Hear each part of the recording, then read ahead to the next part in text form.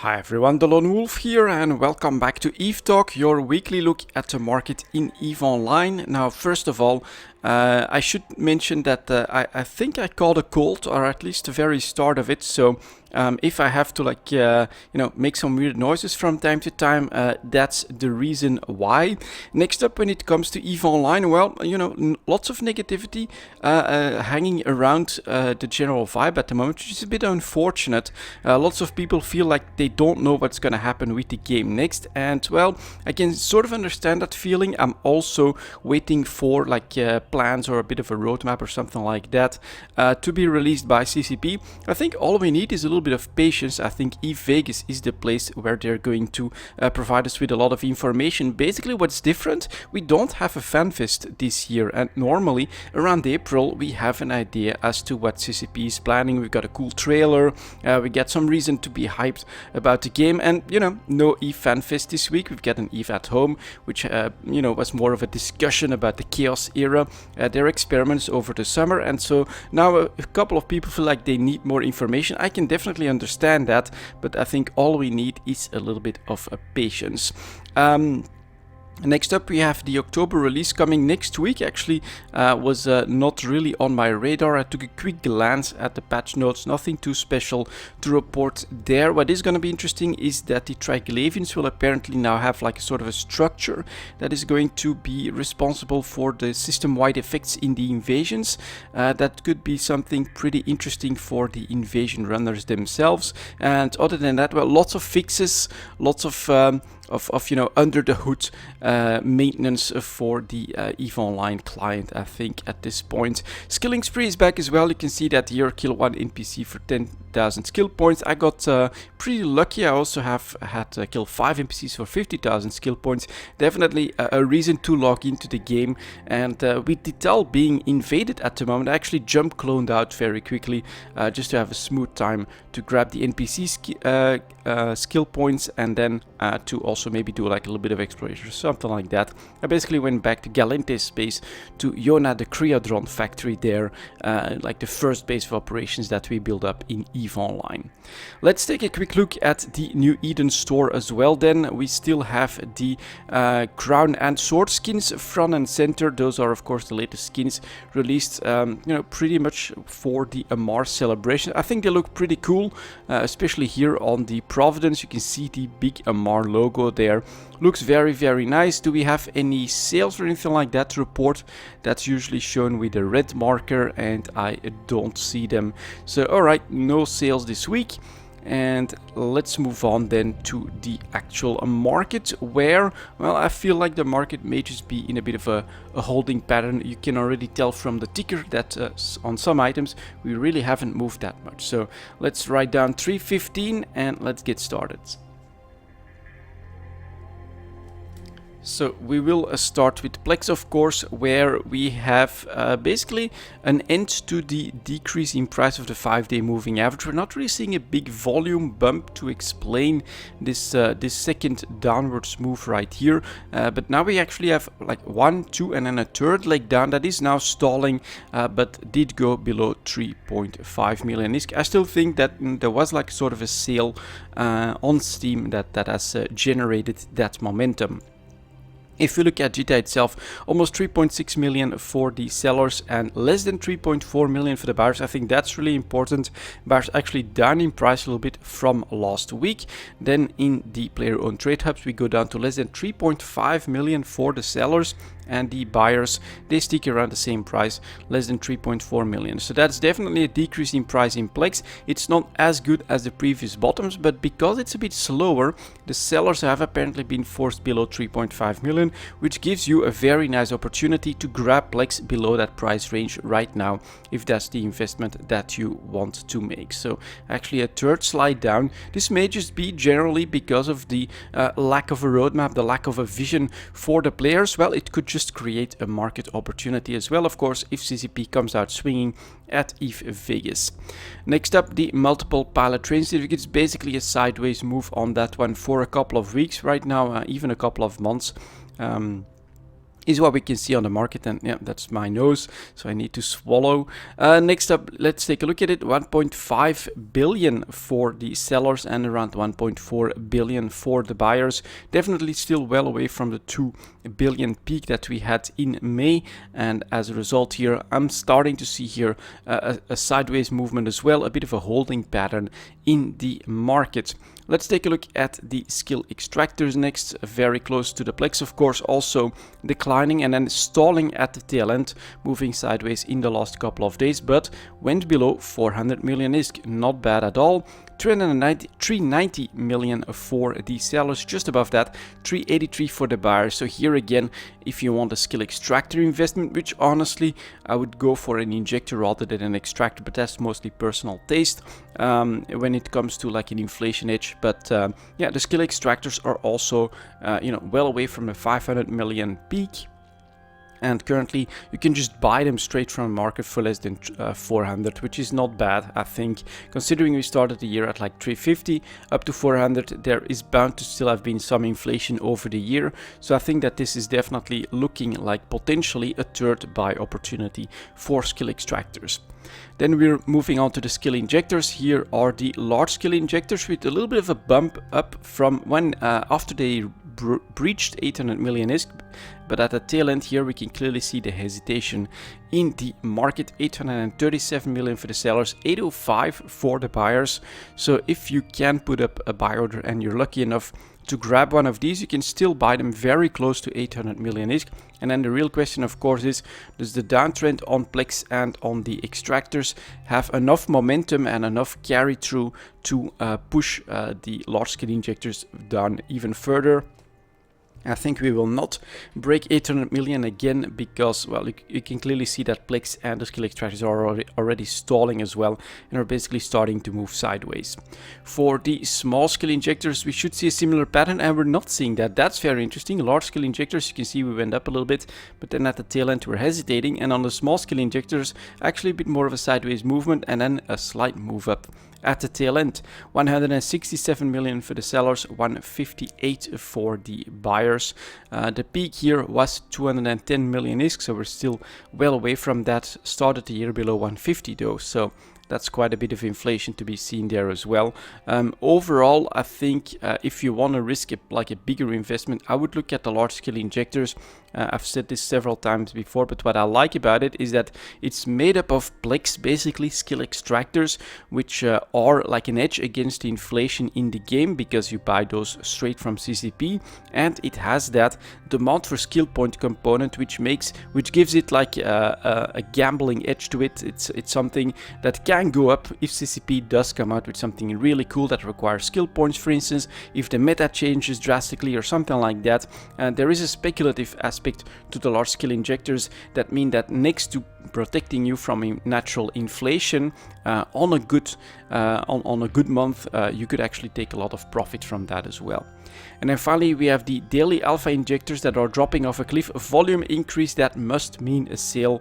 Haven't really spotted that, so it was not visible in the New Eden store, but there's plenty of storefronts that can basically have this impact. People notice those very quickly, so here we have clearly got a daily alpha injector sale. 46 million for the sellers, 40 million for the buyers. Is that a buy opportunity? I would say absolutely. This is again going very low towards the 1 year low point. Normal price 55 to 60 million is definitely possible.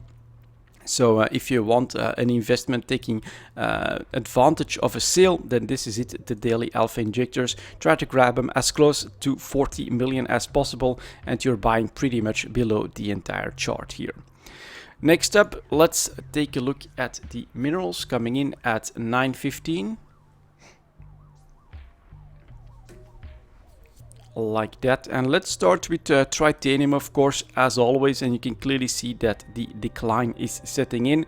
Here I really think that we're seeing a nice pattern of the impact of the Nosik blackout that has made Rorcal mining a lot more risky throughout the summer.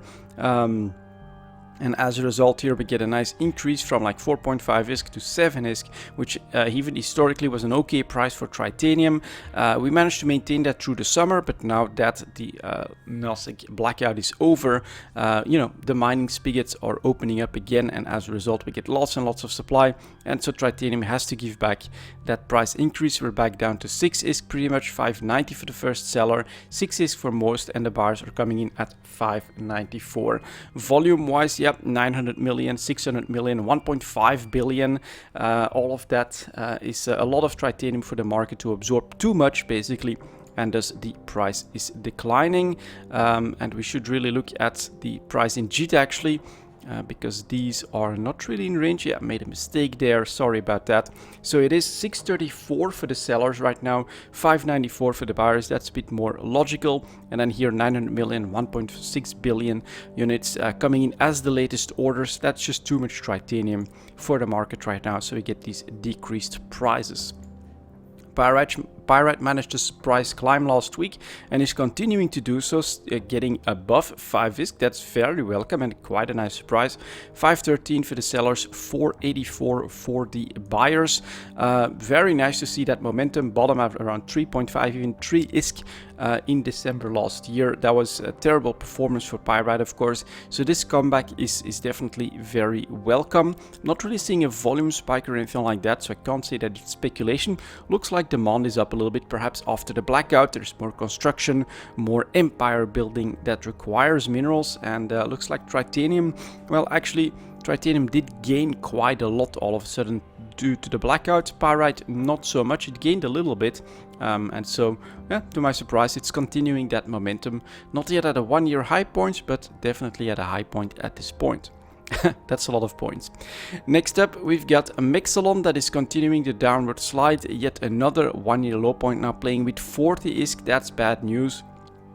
39.45 for the sellers, 36.30 for the buyers. Yeah, that's a continuing slide down to ever lower points. Where will the market decide that this is enough? Apparently it's not 40, because sellers have just shot straight through that barrier, and as a result we have a real downward spiral for Mexalon at the moment. You guys probably know my theory if you follow ETH Talk. I think that especially with the NASDAQ blackout, the moon mining has really taken shape and has become much more organized, but it's also now basically completed. It's been out so long that most of the moons that are interesting will probably be covered, and as a result NASDAQ has gained the ability to also open up the Mexalon supplies if they need it, and as a result I think that they are much more in line with what they need, and they're able to produce a lot more of their own Mexalon. The big difference between, let's say, Mexalon and Pyrite or even titanium is that it held on to a price that even before all the changes, before the Rorcal, before the mineral composition change that made NASDAQ much less reliable on imports from Isaac and things like that, 60 ISK was still an okay price for Mexalon. So it actually managed to survive the cut, basically, the supply spigots of the Rorcal and all the changes, and maintain that really good price because it was the bottleneck in NASDAQ. And I think that era is basically over now, that NASDAQ has been able to fully organize their moon mining activities as well. After that we've got Isogen that unfortunately has not been able to maintain the gain. So here as well in August, right, I think mostly due to the blackout, we had a slight increase in price in Isogen. From time to time people speculate on it as well when it reaches like 14 ISK, but right now another slide down at the tail end, and we're actually heading back for that price range. 14.91 for the sellers, 14.50 for the buyers, below 15. Very low price, well below average right now. And Isogen is basically the mineral that is pretty much the opposite of Mexalon. It used to be worth like, I don't know, 150 ISK, like at least double what Mexalon was worth. Now, after all the changes, completely oversupplied for the needs across the board, and as a result lost a lot of its value. We still have Noxium to cover. That was also sliding down in the last couple of weeks here. Basically started in August. That's a bit of a surprise, right? During the NASDAQ blackout we had that breaking through the 300 ISK barrier, which it managed to defend for most of the year quite well, but then it was just unstoppable, went to 275, 250, and basically we're not gonna go below 225, but we're getting very close. 239 for the sellers, 223 in fact for the buyers. That's very dangerous, still opening up that margin, putting downward pressure on the price, but at least in the last couple of days the 5-day moving average has stalled, and it looks like the descent may just stop for Noxium at, well, a much lower price range all of a sudden, 225 to 250, coming from 300 to 325 most of the time. So yeah, poor Noxium, just like Mixelon, actually managed to defend its price range decently well, although historically this stuff used to be worth like 11 on a disc and better. It is still too bad to see that this one goes down as well. And basically here you could have that same story, right? Mixelon, you can see that for the first part of the year managed to defend the price range very well. It means that it is a bit more in demand than something like a Pyrite that was at like historic lows, Noxium that went down in price, Tritanium that was at historic lows as well. Well, here same thing, I think. Basically Nullsec and the big manufacturers have gotten their own Noxium supplies up and running. Everything is much more in line with each other basically. After that we still have Zydrine to take a look at, and that is unfortunate as well, continuing the decline. Well, with the end of the blackout, supplies across the board are bound to re-increase.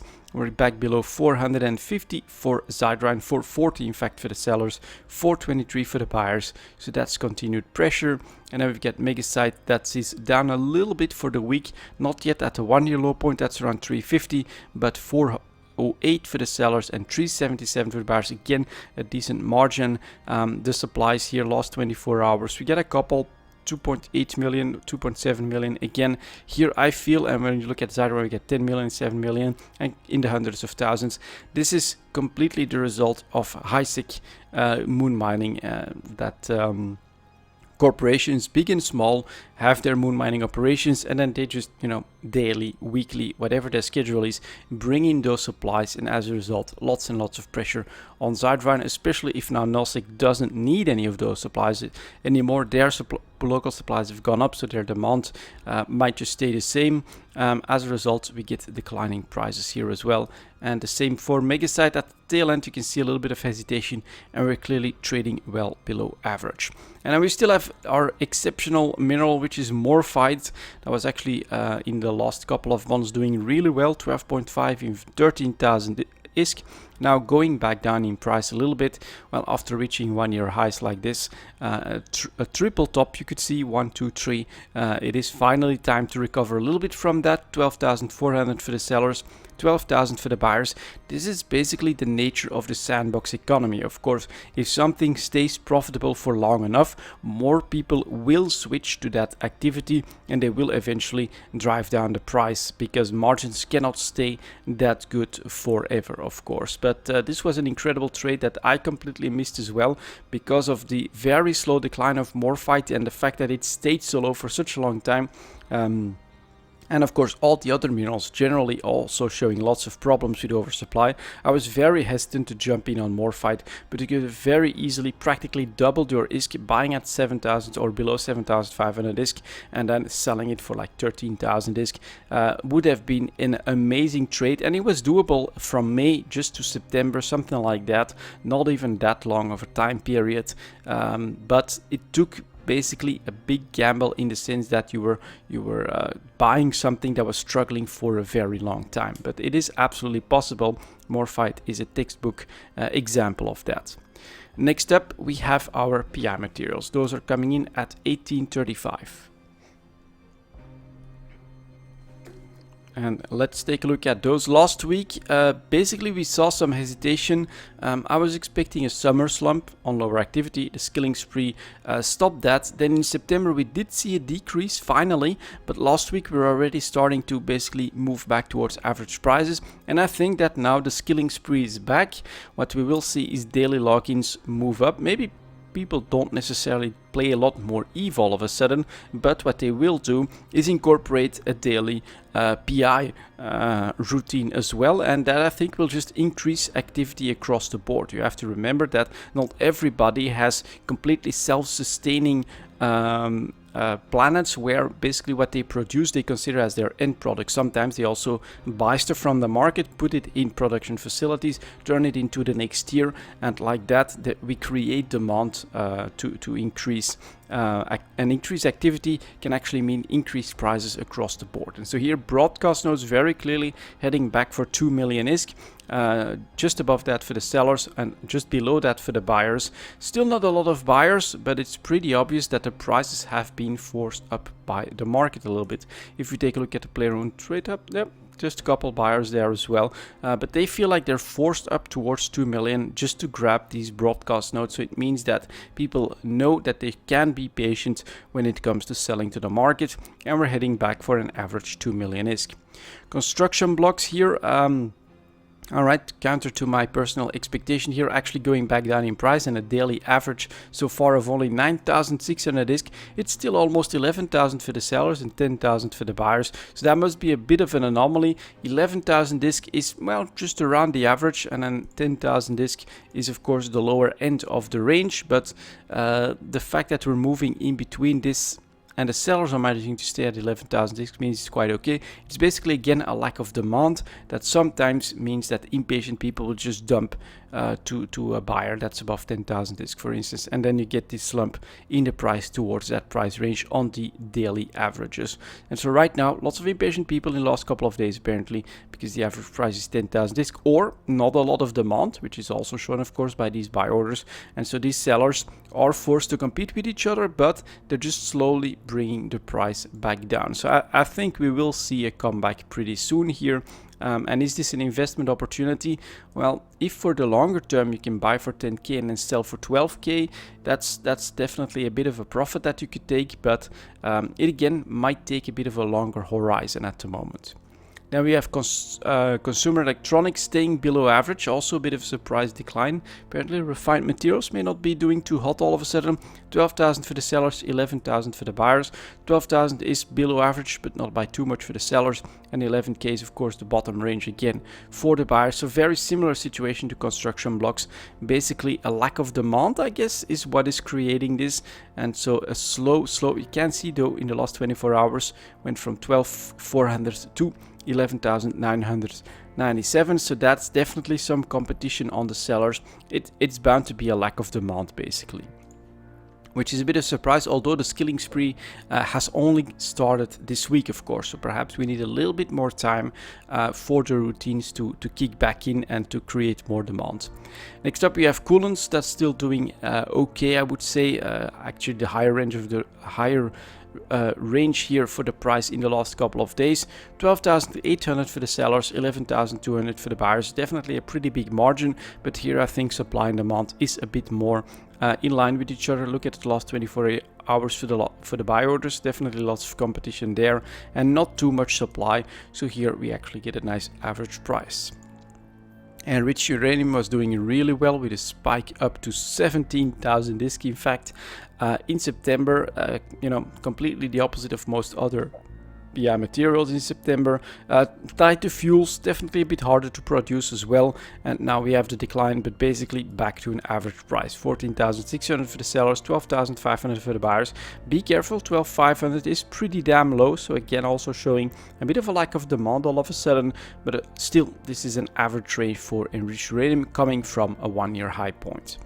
Then we've got integrity response drones, slow decline that is continuing, staying below 2.25 million, just below 2.3 for the sellers and just below 2.25 for the buyers. So I think that basically will stall here and might actually start to go back up pretty soon on the integrity response drones. It is below average, but yeah, you're not like gonna buy them for 2 million, which would be a real buy opportunity in my opinion.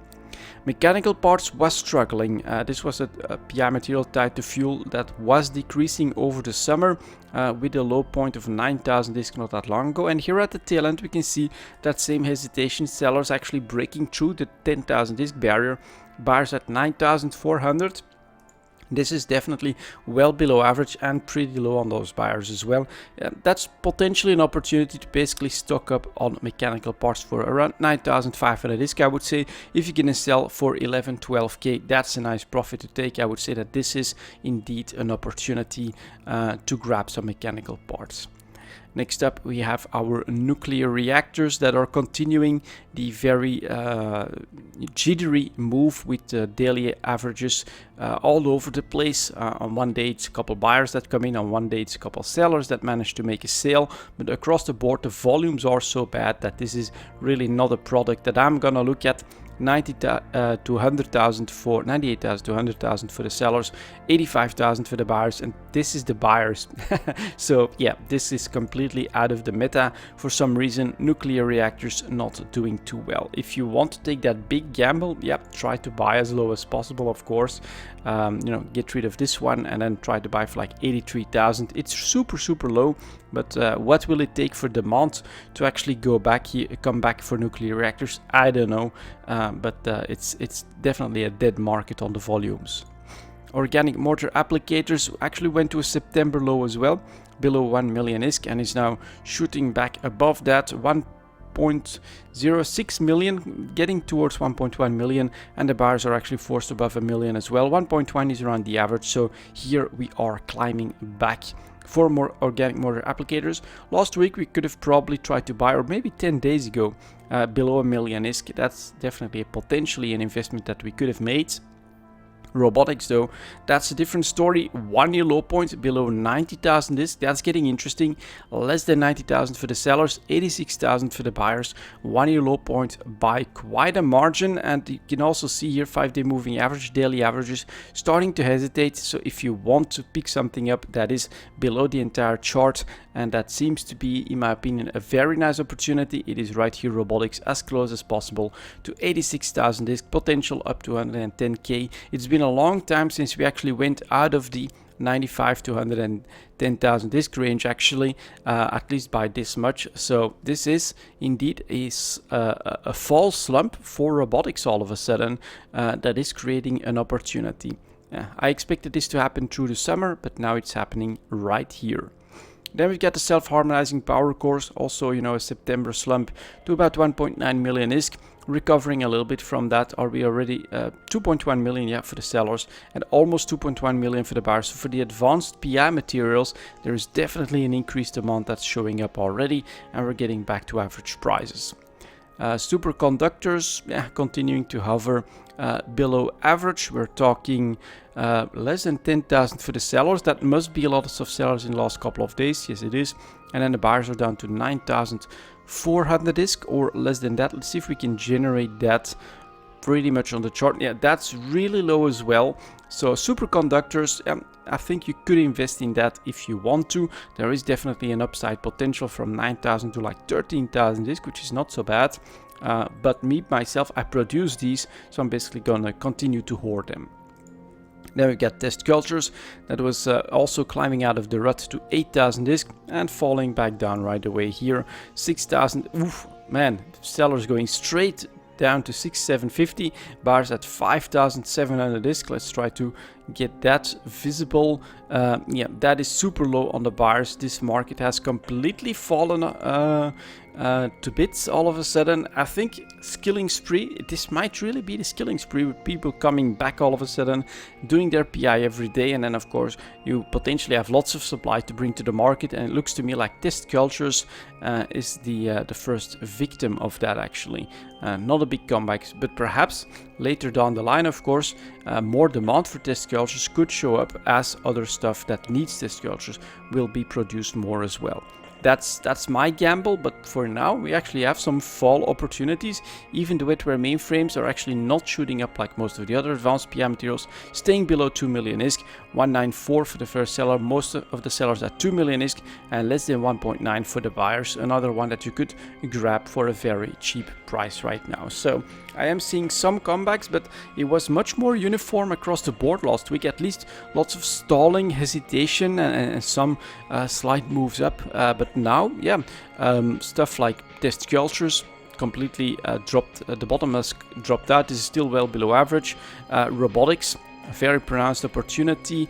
Mechanical parts still staying well below average, and then this it was not broadcast, no, construction blocks back down, consumer electronics back down. Yeah, it really looks like we have a fall, decline in prices across the board for most PI materials. That is maintaining itself longer than I thought. I think next week we'll have to take a real close look at all of this, because then the skilling spree will have gone on for about a week, and we may actually have more information on its impact on PI. But this could start to create some real opportunities.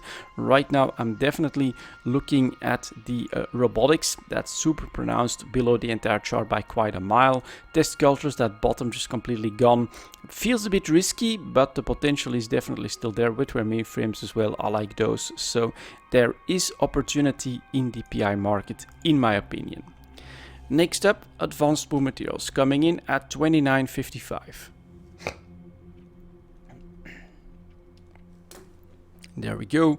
And let's start as always with the carbide items, which are continuing their decline. I think this is also normal. Nullsec blackout is back, and we don't have like a major war or anything like that.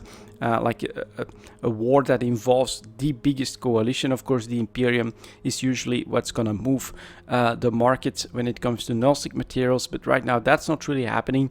And as a result, on that stability, we have declining prices. So crystalline carbonite continuing to decline and to a less than average price, 143 for the sellers, 140 for the buyers. Basically, the sellers could ask for a better price before. Now supplies have increased, and as a result, the price is back down to, well, below average. Ferrite carbide actually jumping up just a little bit, but you can clearly see 150 should be the average. But 10 days ago, or after, in September here, after the end of the nullsec blackout, we immediately decreased back to a less than average price.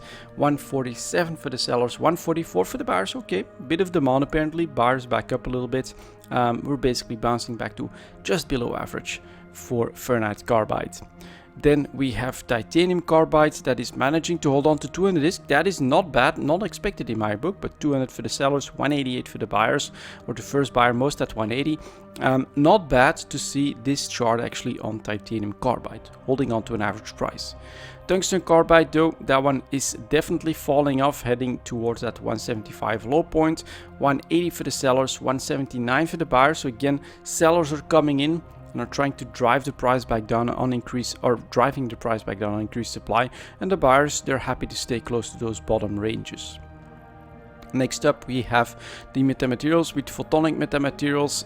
Alright, definitely dove down as well on the end of the nullsec blackout, but might be staging a bit of a comeback. Let's see where the sellers are at. Nope, 16,400, and that's quite a bit of supply every single day. And then the buyers at 16,200, they're willing to wait. And so this will very quickly get back to that below average price, unfortunately. Plasmonic metamaterials, same dive, except a little bit later, a couple weeks in. And coming from a 1-year high point of 25,000, this is actually again doing pretty well. 23,000 for the sellers, 21,000 almost for the buyers, is still above average. So not bad on the plasmonic metamaterials. Then we have the non-linear ones, which are unfortunately diving back down, now breaking 25,000 X, so going below average again. 24.9 for the sellers, 23.2 for the buyers. Yep, that one is clearly suffering. And then we have the terahertz metamaterials that had a very sharp decline from a 1-year high point, it's gotta be said as well. 28,000 back down to 22.5. That was maybe a little bit much, and we're actually moving back to 25,000 for the sellers, 24,000 for the buyers, so back to an above average range. Okay, that's better. So here, alright, a bit of hesitation on the market to drive everything down across the board, but it's pretty obvious, I think, that the pressure is on. And we still have the other advanced moon materials with fermionic condensate staying at the lower range of trade as well below 90,000 disc at this point for both sellers and buyers. For ferrogel, here's the pressure as well, going back down to 45,000 for the sellers and 42,000 for the buyers. Again, back to that below average range. Fullerite, well, was below 1,000 disc and is staying there, so very stable Fullerite market. Hypersynaptic fibers slowly going back down as well, now reaching 13,000, which is its average. Buyers 12,700, they're slowly trying to beat back down, and look at that supply here, 13,300 down here, 12,900 here, so there's lots of competition on supply that's driving the price down. Nano transistors went to 1 year high point of 6,000 disc on a complete lack of supply. We saw like 5-6 sellers or something like that. That is finally slow. Well, no, 6,000 for the sellers, 5,600 for the buyers. I guess from time to time now people just dump a little bit to those buyers that are still at a very reasonable and above average price as well. So still one very strong material here, the nano transistors. Phenolic composites though showing that decline, heading for 2,000 disc. Then we have the ceramic fibers clearly showing the decline, in fact already reaching well below average prices. Buyers are now already below 400 disc for that one. So a bit of a mixed picture in the advanced wood materials. Some that are, you know, coming down from highs and managing to stay a bit above average, but on others there's clearly far more supply coming to the market that is driving the prices down. After that we have our Tech 2 ships coming in at 35 minutes. And let's take a look at these. I think last week we did see some opportunities to buy some pretty low prices. Yeah, any sell opportunities? No, nothing too pronounced. Yeah, some stealth bombers were down substantially all of a sudden. So let's get started. Here is the Ares big volume spike decreasing the price. So that should mean more supply. 26 million for the sellers, 24.3 million for the buyers. Excuse me. You know, it's definitely trading well above average here all of a sudden as well. Is it a super pronounced buy opportunity? No, but grabbing these below 25 million for the longer term I think is not bad at all. Next up here we get the Basilisk. So this one is continuing a slow decline and now actually reaching 200 million almost on the chart. It's 224 for the sellers, 200 million for the buyers. Yeah, if you want to buy these at 200 million you can try to do so. One thing to note, of course, there's immediately quite a bit of competition at that price range. So it's not going to be easy. Next up we've got the Cerberus, also went to well below average price, moving slightly up again. We're talking 226 for the sellers and still 200 million, but again it's competition to try and snag those cheap Cerberi at around 200 million. I don't blame you guys. This is definitely potentially a very good trade, of course, if you manage to buy for that price range. So this shows that in the Tech 2 market there's opportunity, but there's also lots of competition. Lots of people are watching this market very closely, which I think is going to be interesting for the stealth bombers that were really low all of a sudden last week. Did speculators bounce on that opportunity? The Crow is also below average right now. Bottom should be 25 though, so oh yeah, and a lack of demand, it's 24 million on complete demand. Well, if you want a chance to like buy a Crow close to 25 million ish, which is still below the entire chart, yeah, this is the time to do so. Volumes though, keep that in mind, 30 to 50 a day, not that great, but this is clearly a complete lack of demand that is creating a nice opportunity. Next up here we get the Guardian, also breaking the mold. Average price below 200 million is 1 year low point, 197 for the sellers, 190 for a couple of the buyers. That's a big gap. That's very interesting. I mean, do we just wait? Do we think that this has enough momentum? Get rid of these two and then try to grab one at 180. That's like the no-brainer price range, I would say. Very interesting. And not as much competition for the buyers. So okay, an opportunity in the Guardian already, and it could get even juicier if we can get rid of those two buy orders right here. So that's nice, also on a lack of demand. Heretic, slow decline, but yeah, interdictors were definitely not in the meta in the last year or so. 67 for the sellers, still 60 million for the buyers. So that is, yeah, you could have grabbed a Heretic for 60 million most of the year basically.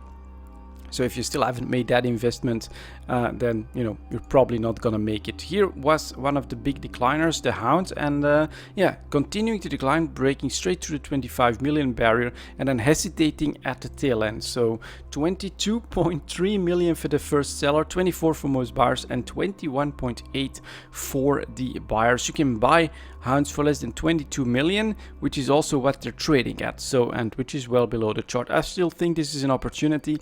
Try to grab a couple of these stealth bombers and then on an actual deployment, something happening in nullsec, you can have almost a doubling of the price potentially for the Hound. So that's not bad. It's a stalling, and it looks to me like basically we're oversupplied, right? There's 600 Hounds here waiting at 28 million, and new supply.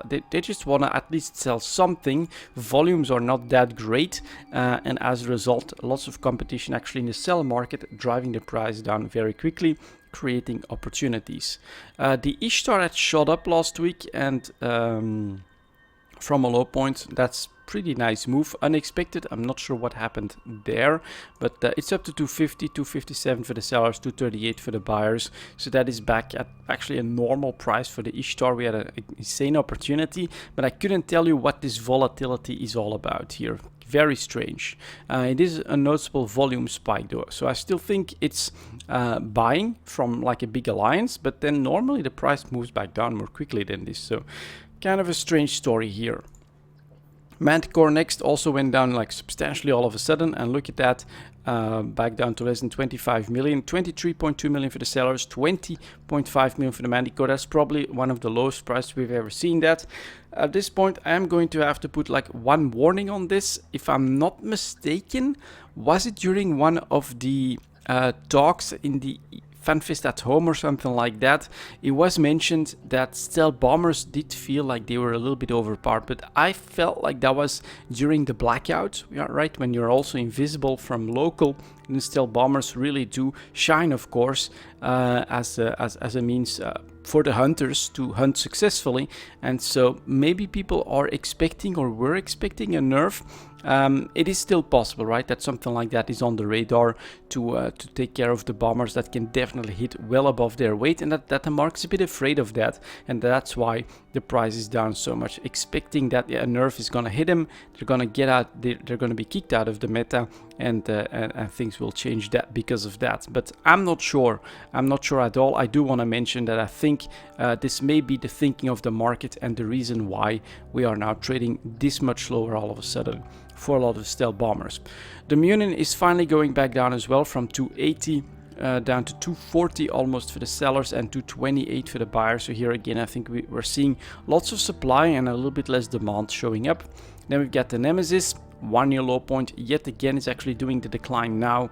That was not really breaking the mold last week, but is definitely doing so now, heading for 20 million, 22 for the sellers, 20 million for the buyers, below the entire chart by a mile. Then we've got the Oneros, also going back down, the final logistics cruiser to break down, but again, I don't really like trading in this one because of the lack of volumes. But 147 for the buyers and 200 million for the sellers. Well, if you can grab one and then sell it right away, you're already making a profit. So this is kind of okay. Maybe we should try to buy one on Neros and be ready on a spike, on a deployment or something like that, to try and sell it, but it feels very risky because of the low volumes. Then we've got the Purifier also going for a 1 year low point, heading for 20 million, 21 for the buyers, 24 million for the sellers. Yeah, this is the gamble, right? This is now just uniform across the board, all stealth bombers, 1 year low points. And then the real question is, do you think that this is because CCP is going to do something to them, or is this an actual amazing opportunity to grab something that potentially can be sold for 40 million is for close to 20 million? That is the gamble to take, of course. Nobody can know for sure. The Saber is continuing a slow decline as well, clearly under pressure. Buyers at 60, sellers at 65 on. Look at that supply loss. That is definitely being oversupplied right now. Then we get the Scimitar. That is trading below 200 million ISK. Yeah, 230 for the sellers, but 184 for the buyers. Also, if we try and make that happen on the chart, it's, Jesus Christ, show us something like, I think it's gonna be around here. Yeah, that's definitely pretty damn low as well, showing a lack of demand. And then finally the Stiletto, not really sure how to place that one, but it's holding on to close to 30 million ISK, 29 for the sellers and 21 for the buyers, also a big margin opening up. So right now, and then look at that, 565 right here on the sellers. Let's take a look at this. Is not completely out of line, but this is way too much, of course, for the interdictors. On the Purifier side, 240, 135, 72, that's quite a lot. And then the Oneros, yeah, for the volumes, that's probably a lot. Nemesis, nothing completely crazy. Hound, another 600 here. Yeah, we're oversupplied in the Tech 2 market. I think it's creating opportunities, but keep in mind right now it's pretty obvious that the stealth bombers are taking a big hit, and that could be on, well, information gained that CCP might do something about them. Next up, the Tech 3 ships, moving on at 4410. Let's take a look at these. You may already have seen that the Tengu dropped even lower as well. So let's first of all start with the destroyers. And we have some moves. Okay, interesting. The Confessor went up to 45 million ISK and found its way back down already. 40 million on decent, yeah, quite a lot of fresh supply actually, last 24 hours.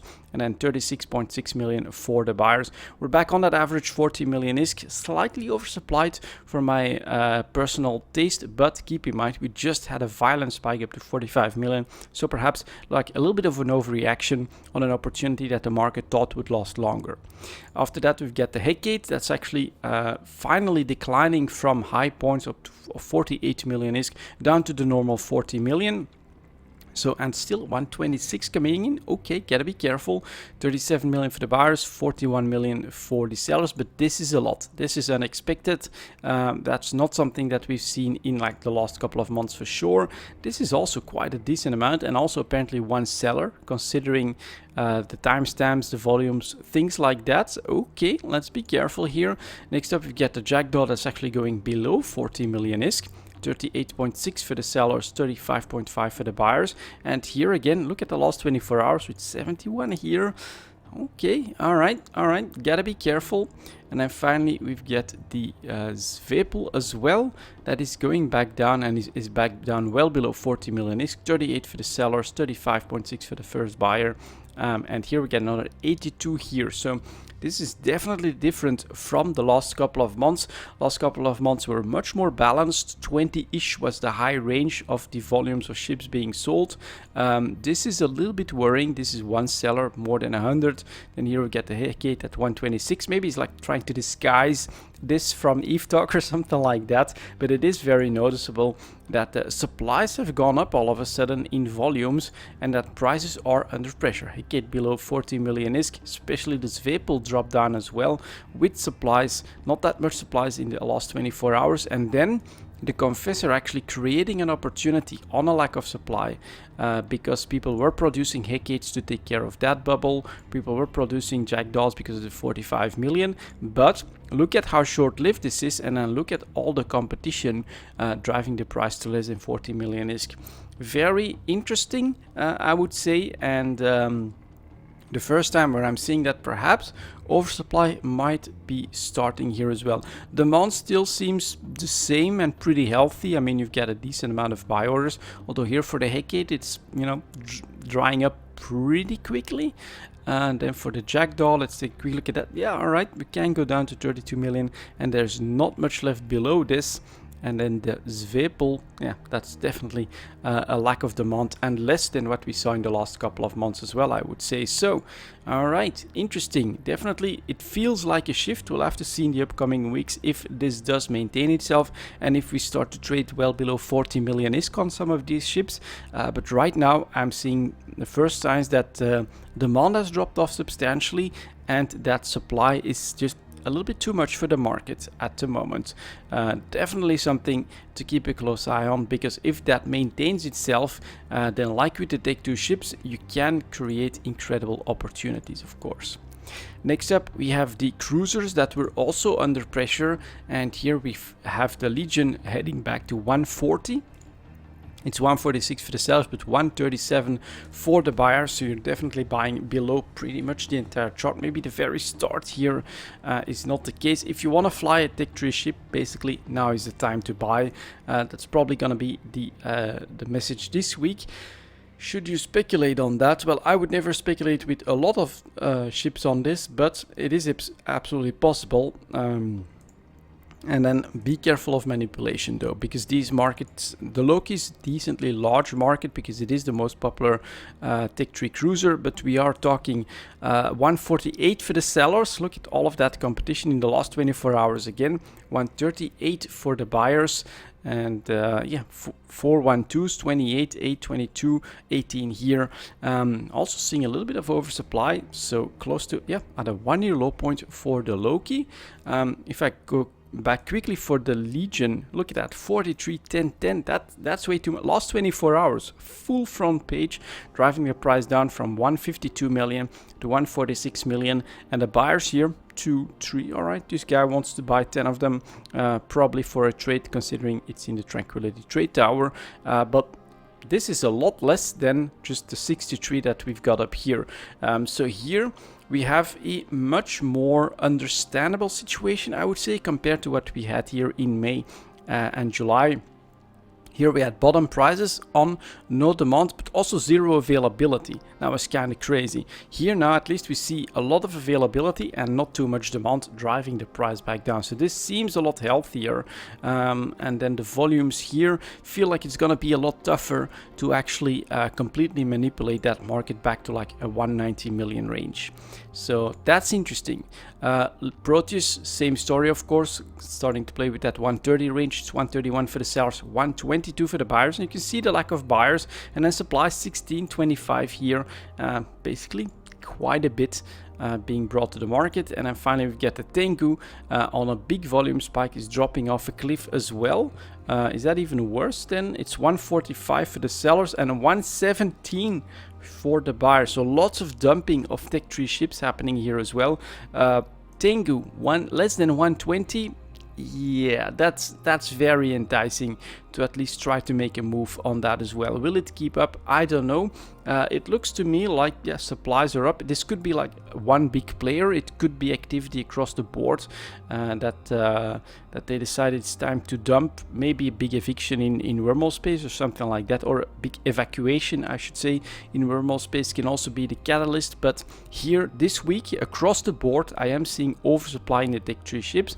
I'm seeing a crazy opportunity in the Tengu to buy it for like less than 120. That's yeah, very nice. Even 145, I mean, is very low price for a Tengu hull as well. And this is interesting. We'll have to see how the market keeps up with this in the upcoming weeks, I think, but this is definitely a trend shift away from, at least in the destroyer markets, a decently healthy, well-supplied market around 40 million. This does put that in danger a little bit. And then if you want to fly Tech 3 cruiser, definitely grab your hull right now. For speculation, this is more normal, I would say. You've got more supply than demand, so you've got decreasing prices. And so here I'm seeing a little bit less potential for manipulation, but this is the one market where it was very noticeable that it basically happened in the Legion market.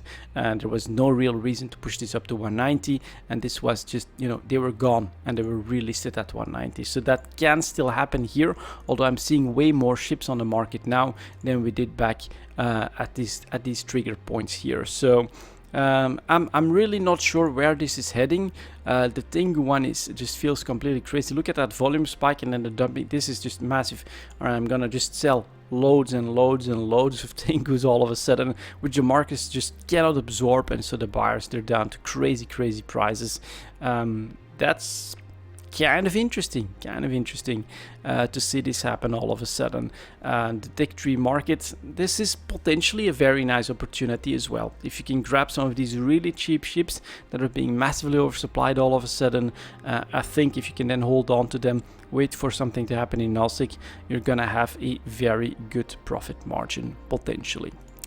And then for the extra product this week, we're gonna take a look at the mining ships. 53 minutes, let's say, because I'll have to look for them. 5300. Let's go ships. First of all, we're gonna look at the mining barges. I think Tech 1 is just the mining barges themselves. So here's the Governor, actually went up to 25 million over the summer. all right, in August, and is now working its way back down, but is trading for 23 million for the sellers, 18.6 million for the buyers. This doesn't feel like crazy availability or crazy demand, but is managing to command a decent price. Apparently the sellers do win out. 22.5 million seems to be the average, so not bad actually for a Tech 1 ship right here. Next up we get the Procure, also a decently good summer. I think of course the Nosek blackout had something to do with that, and now perhaps the Triglavian scouts have something to do with that as well. If you're gonna AFK, you're not gonna do it in a very expensive Tech 2 ship. You're gonna do something that you know is gonna bring in a profit a lot more quickly, and so that's probably a Tech 1 barge. So the Procure 20 million and coming down from basically a high point over the summer. 18 million for the sellers, 16 million for the buyers. This is actually really interesting to see actually a strong summer for the Tech 1 mining barges here so far. Same thing for the Retriever, went well above 20 million ISK and is now at the tail end here diving back down to less than 20 for the sellers and 18 million for the buyers. This, in my opinion, must be a Nosek blackout response as well. Can't fully explain it, but perhaps people not willing to risk Rorquals in Nosek, and then you get the scout patrols coming in as well that are punishing AFKers in high sec, you know, forcing people to, if you want to mine, and you want to be sure to at least have some sort of profit, but you lose ships no matter what space you fly in from time to time, then Tech 1 ships might just be the most economically viable. Let's see what the Tech 2 ships have done. I think we'll start from small to big. Here is the Skiff. August spike up to 280 million ISK. Nosek blackout related, I think. Bit of speculation, and then back down to a low point of 200 million right now. 207 for the sellers, 166 for the buyers. Still feels pretty damn expensive, of course, for the lowest yield Tech 2 ships, so it is definitely quite a bit of a bigger investment than the Tech 1 variants, but right now trading well below average, you could say. Mackinac, same story, bit of a bump up in August, September, definitely not a high point though. You can clearly see the decline over the last year from 280 down to, at the moment, 200 million ISK. Ooh, that's even less than a Skiff, really? Okay, 200 million for the Mackinac, or 199 for the sellers, 191 for the buyers. The Mackinac is a bit cheaper than the Skiff. That's very interesting to see that a higher yield ship is actually less expensive than a lower yield one with more tank. It does, I think, show a shift in philosophy when it comes to mining that happened over the summer. How long will that last? I don't know. Let's take a look at the Hulk then. Going for just below 250 million, not really noticeable spike or anything like that. Basically a constant downtrend on Tech 2 availability. 249 for the sellers, 230 for the buyers, bringing that very close actually to the 200 for a Mackinac and a Skiff as well. So Tech 2 mining ships, 200 million, very strong summer for the Tech 1 mining ships. And finally we will take a look at the Orca, of course. I'm just gonna have to look for it like that, I think. Orca, there we go. Ships for the Orca, an August spike up to 900 million ISK. Really?